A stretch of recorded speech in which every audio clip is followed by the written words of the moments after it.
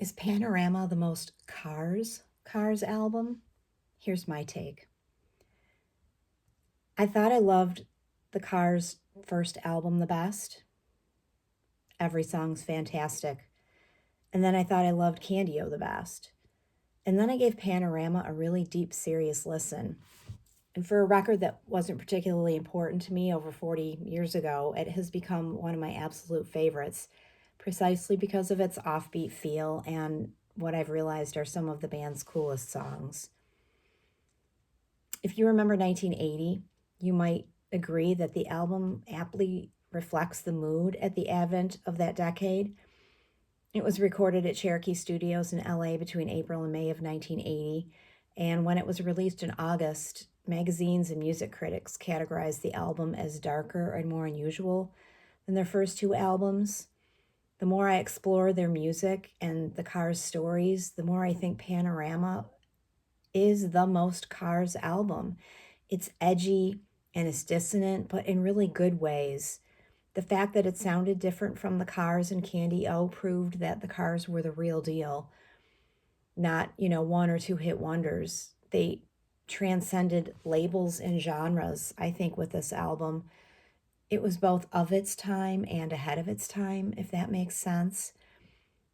Panorama was also Ben's dark haired era, and damn if he didn't look sexy as hell with dark hair.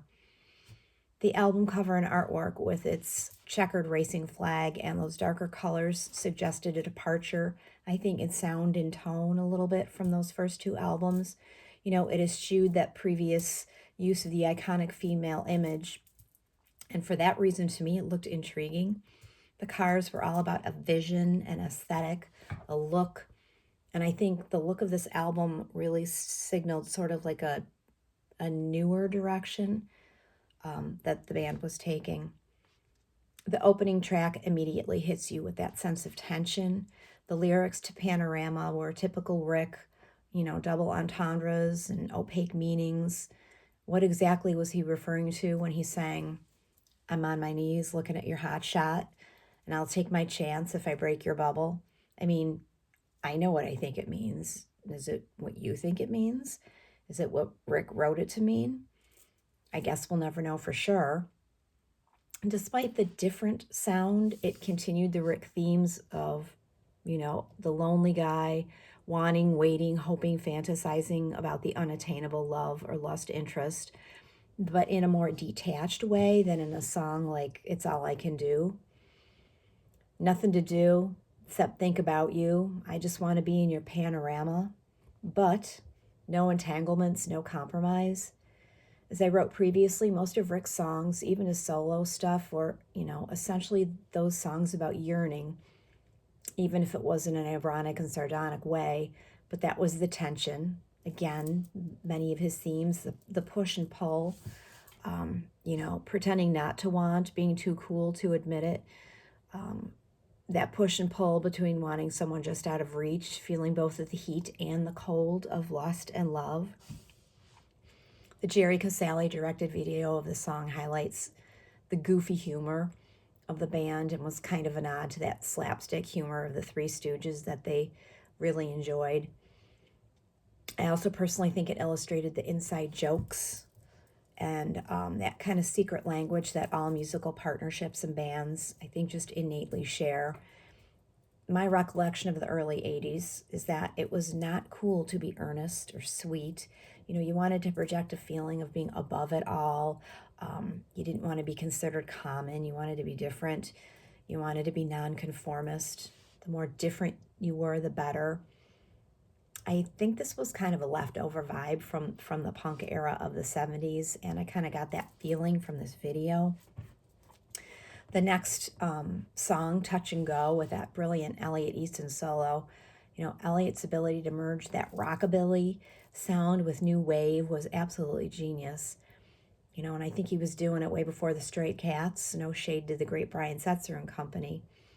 Touch and Go also had that Jerry Casale directed video that took place at Whalen Park in Lunenburg, Massachusetts, with the band members on the carousel and some other rides.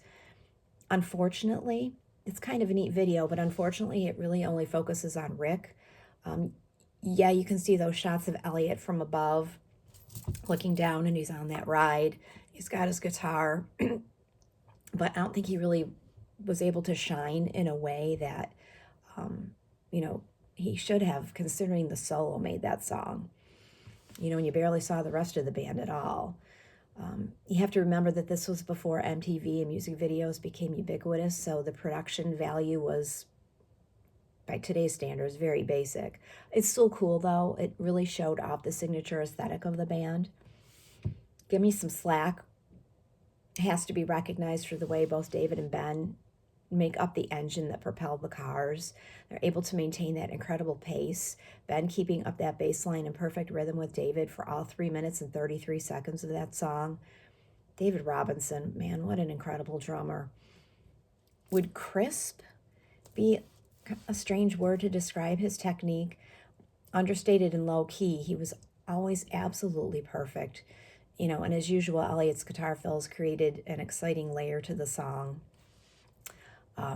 There's that clip of them performing that song live on the show Fridays, and it really shows them in all their glory, doing the fabulous shooby-doo before sliding into Give Me Some Slack. I mean, it's just hot and cold.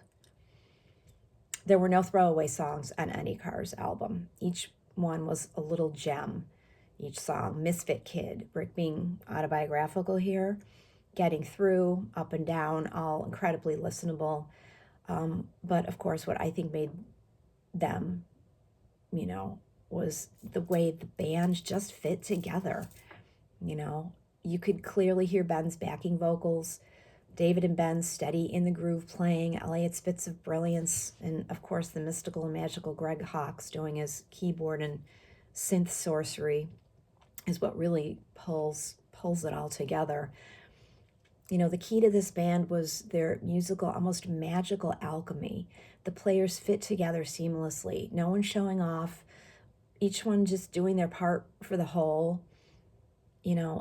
What a high point, I think, in the band's trajectory up to this point was this album. If you've listened to anything that I've had to say previously, you know that I think the songs Ben sang are the best. So, of course, You Wear Those Eyes, Down Boys, Don't Tell Me No, and Running to You, to me, are the best songs in the album. I also love David on the kit and Elliot's hot guitar on Don't Tell Me No. Elliot, that slide, in between each of the verses sung by Ben was just so yummy.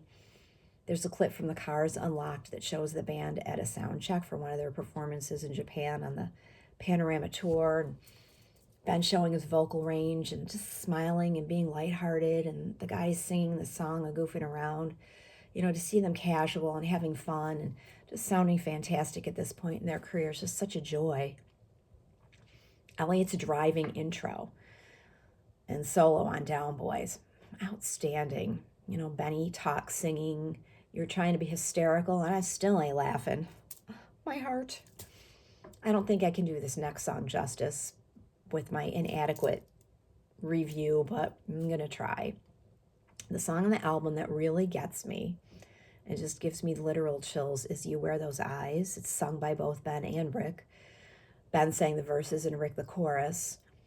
I kind of I get the sense that this song really mirrored their working relationship. Rick taking control of the narrative, but giving Ben the best parts to sing. Greg's keyboards and sound effects are just hauntingly atmospheric. And Elliot's funky guitar solo that had that very sort of almost like a sitar-ish sound to it. Would it be crazy to say it's a nod to the Beatles?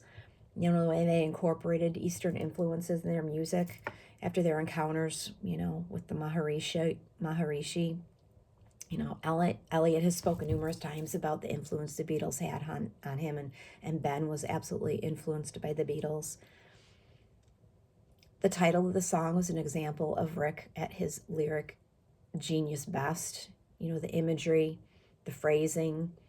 Had you ever thought about wearing eyes before? No. But, right, now you do. You knew the eyes that they were singing about were gorgeous and expressive and tragic and sad. You wear those eyes that never blink. You got that walk. You do the stroll. You make me lose my ground control. What a friggin' great lyric. And when Bang sang, You've got that look, I can't resist, like something missing, never kissed. Elliot's stinging guitar solo off the chain. You do the pogo without the bounce. You fall in love. You like the sting. You make believe it's everything. For the life of me, I wish Benjamin Orr was credited more when experts and critics list the best rock and roll singers. I mean, talk about an amazing range. You could feel the songs in the way he articulated the lyrics. There's just something about this particular song that just cuts right through me. That repeated chorus, just take your time, it's not too late. You know, genius. The expanded version of the album also includes some other songs that did not appear on the original release, Shooting for You, the really cool Be My Baby, The Edge, and another fantastic song with Ben on vocals, Don't Go to Pieces. I love that song. That song is just, love it. This was the B-side to Give Me Some Slack to the single. Remember how fun it was to buy 45 singles and discover a treasure on the B-side? Well, Don't Go to Pieces is that treasure. I think it could have been a hit for the band if it had been released as a single on its own. It's that good. I previously talked about Ben's masterful skill in interpreting Rick's lyrics. You know, he was able to key in the right way to articulate or enunciate just the right syllable or the phrase or the word. You know, if you think I'm just ridiculously obsessed, which I am, I would ask you to sit with headphones and give this album a serious listen from start to finish. I mean, you won't be disappointed and you won't be able to disagree. And like I said, I mean, if someone was listening to this stuff for the first time now, 40 some odd years after it came out, I think you'd think it sounded fresh and fantastic. It does not sound dated. I wish that I'd seen the Cars in concert. I'm not sure why. I never was interested in seeing them during the height of their popularity. And I wish I had been more aware during the 1990s of Ben and snagged a chance to see him perform with one of his other bands. I just discovered that the Orr Band played an hour from here where I live in I think 1996, in Erie, PA, at their Irresistible Summerfest thingy. And I, like, when I discovered that the other day, I was just beside myself that I didn't go see him. But he was just totally off my radar. And that's why this newfound appreciation for this music and the talent and the person that he was is so confounding to me. Why now and where has this been and how come I didn't figure this out sooner? I also have to add in the end, and maybe I'm wrong, but I don't think Ben got the consideration that he deserved from Rick at the end of their partnership, especially after all they had been through prior to finally finding fame. And maybe I'm wrong. I could be totally wrong. I think Rick had a unique genius and he continued to record and stay relevant many years after the Cars broke up. He had a really keen sense of being able to see talent and cultivate it in new bands, like No Doubt, Weezer. But had he not partnered with Benjamin all those years ago and had the extreme good fortune to find Elliot, David, and Greg, I'm not sure that he would have achieved the kind of relevance and fame that he did. Or maybe he would have, it would have been in just a different way. I don't know. But I still think his best work was with those four. And, you have to wonder where the band could have gone if he allowed the others, some agency, maybe, the ability to craft lyrics and shine in other ways. But we'll never know. And it doesn't diminish the greatness that was the Cars. But, sometimes it just makes you wonder.